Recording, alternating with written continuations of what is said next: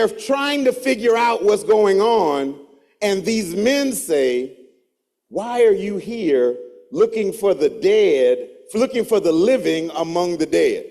Okay, you missed it. They were clueless about where Jesus was. But Jesus knew they would be clueless, so Jesus already prepared someone to give them the answers that they needed to give them the affirmation they were searching for. See, here's the thing. God is so much God that God already knows what's going to confuse you, and God then prepares the answer to your confusion so you don't have to seek it from the wrong places. The question is, will you pay attention to the answer God sends? Because sometimes you miss the answer God is sending trying to discover it on your own. And God says, "No, I got you. Do you trust me enough?" But we already know, right? They didn't trust him enough to believe what he said. They didn't trust him enough to come prepared to meet him alive. He said, "Listen, you got to trust me." And that question is for all of you this morning. Do you really trust God? Right?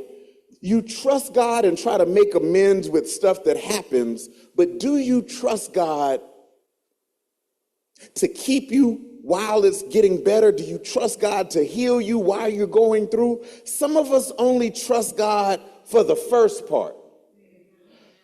So we trust God to end the relationship, but we don't trust God to keep us and prepare us for what God has next for us.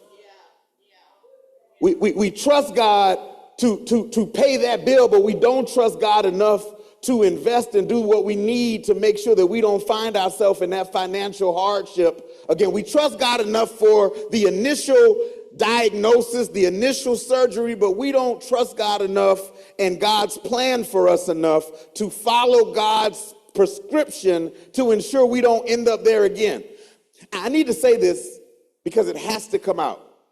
And I had to tell this to my daughter yesterday.